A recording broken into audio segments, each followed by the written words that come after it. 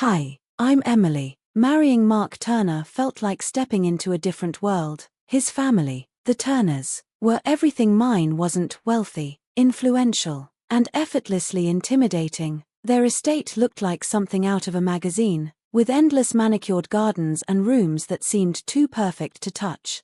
Walking through those halls, I often felt like I'd stumbled into someone else's life. At first, I told myself that love would be enough to bridge the gap between my simple past and their extravagant world. But the Turners had their own silent rules, an unspoken game I didn't know how to play. David, Mark's older brother, was the worst. He didn't need to yell or insult me outright. His words cut with quiet precision. "So, Emily, this must be a big change from where you grew up." "Huh," he'd say, his tone dripping with condescension as his eyes swept over me like I was part of the decor. I'd force a smile and laugh lightly. "Every day's an adventure, David. I'm just trying to keep up." The dinners were the hardest. Every word I spoke felt like a test I was doomed to fail, and every silence felt like judgment. Mrs. Turner, with her cool, calculating gaze, never missed a chance to remind me of my place. "It's so brave of you, Emily, to step into our world. Not everyone can adapt to such refinement," she'd say, her voice sweet but sharp enough to cut. I tried to ignore the subtle jabs. I wanted to prove I was more than just the girl from the wrong side of town who had managed to marry into their perfect family. Then I found out I was pregnant. For the first time, I felt a flicker of hope. Maybe this baby would be my bridge to the Turners, the thing that finally made them see me as one of their own. When I told Mark, his face lit up like Christmas morning. "We're going to have a baby, Em. Can you believe it? You're going to be an amazing mom," he said, wrapping me in a hug. I clung to that optimism, believing a child would bring us all closer. But the Turners didn't see joy, they saw disruption. A baby meant change, a baby meant inheritance, and in their world, nothing threatened the balance of power more than that. David's hostility sharpened, the comments became less subtle. "A baby? Huh. Guess Dad will have to rethink his will now. Congratulations, Emily," he said one night, smiling without warmth. The house grew heavier with tension. Living there felt like being circled by vultures, waiting for me to falter. Then came the night everything boiled over. Mark was working late, leaving me alone with David and Mrs. Turner. The air was thick with unspoken resentment. It all started with something so small I had moved a vase to dust around it, but that tiny act was enough to spark the fire. "You think you can just come in here and change everything?" David's voice was sharp, his eyes burning with hostility. I froze, clutching the vase I had just dusted. "I was just cleaning, David. I didn't mean to upset anyone." My voice wavered, but I tried to keep it steady. "Cleaning? Or snooping?" he sneered, stepping closer.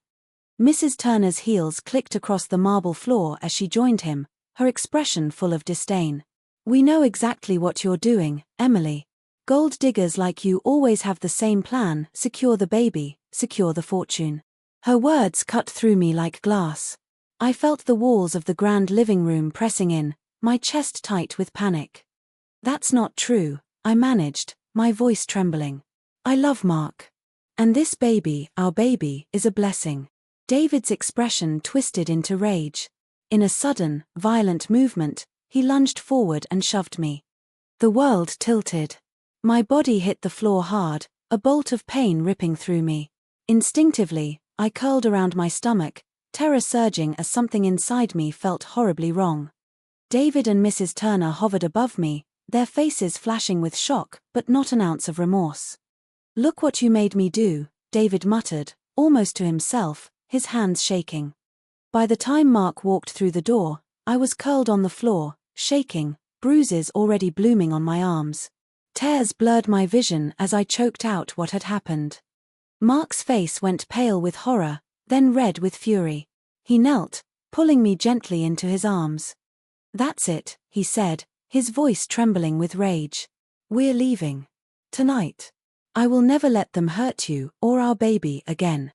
We packed in silence, the house behind us heavy with betrayal.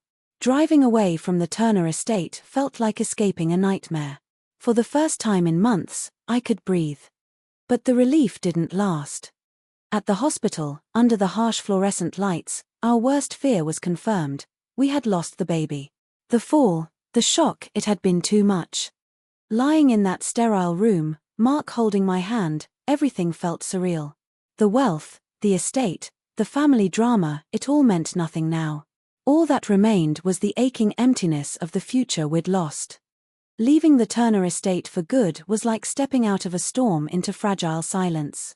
We found a small apartment a world away from the grandeur we'd left behind, but it became our refuge.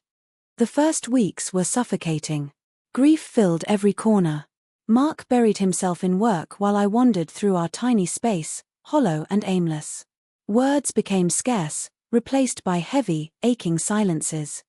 Then, a quiet kindness entered our lives, Mr. Turner.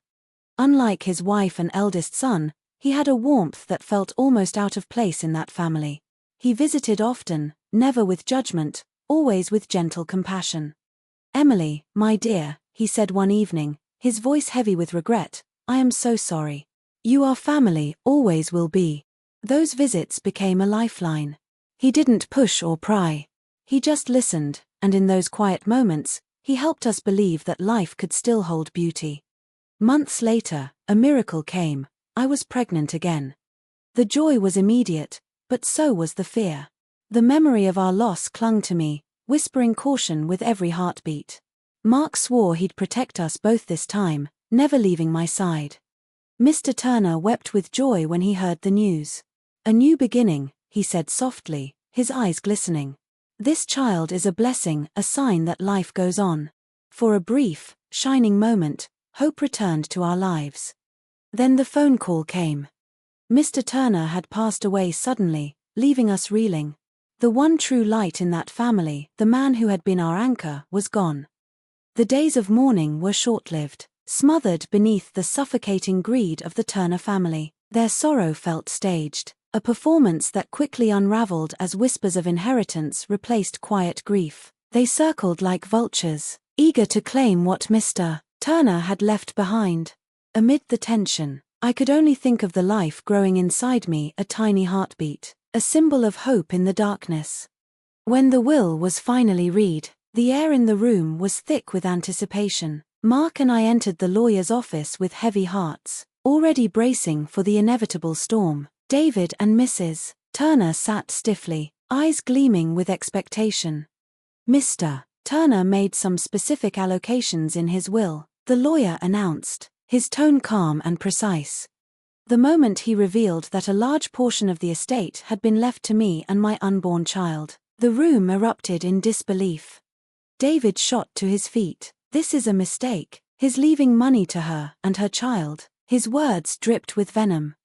Mrs. Turner's face paled, then hardened. "That's our inheritance. How could he do this to us?" Unfazed, the lawyer continued. Mr. Turner was very clear. He wanted Emily and her child to be secure and independent.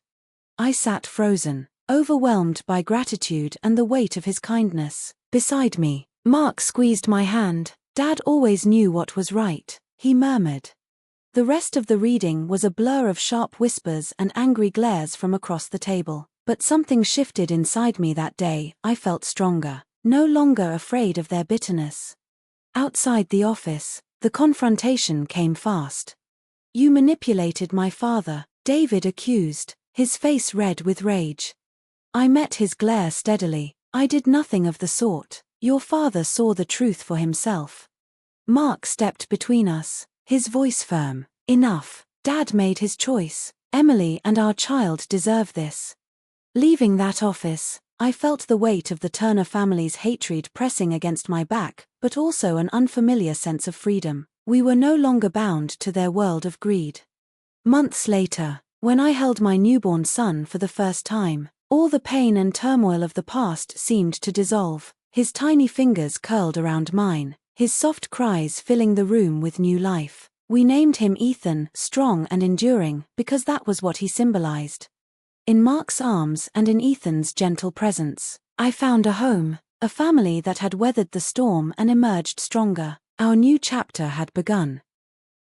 Meanwhile, the Turner family's world slowly unraveled. The inheritance, or lack thereof, was a blow they never recovered from.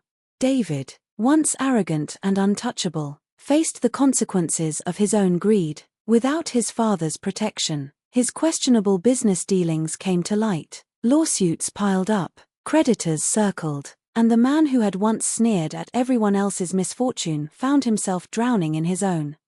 Mrs. Turner's fall was quieter, but no less devastating. Without the wealth she'd relied on for status, her extravagant lifestyle crumbled. The friends who once flocked to her glittering parties disappeared, leaving her in a cold, lonely house filled with memories of a life she could no longer sustain. While the Turners fell into ruin, Mark and I built something entirely different, something real. Our home was filled with laughter, with the small joys that come from love rather than wealth. I finally opened the small business I had always dreamed of, and to my delight, it flourished. Mark's career thrived as well, his quiet integrity winning respect in ways his family's name never could. One evening, as I watched Ethan toddle across the living room, Mark slipped his arms around my waist and whispered, "We did it, Em. We made it through." I leaned into him, smiling. We did, and now, this is our life, our peace. Looking back, the journey had been far from easy. We had faced heartbreak, betrayal, and fear, but we had also discovered strength, resilience, and a love that no amount of greed could destroy. In the end, justice was quiet. It wasn't in the Turners' downfall, but in the life we built from the ruins of their bitterness. True victory wasn't revenge, it was peace, it was freedom, it was standing in our living room, watching our son laugh, and knowing we had risen above it all. Our story didn't end with bitterness, it ended with a beginning, a life of our own, built with love, and a future that was finally, undeniably, ours.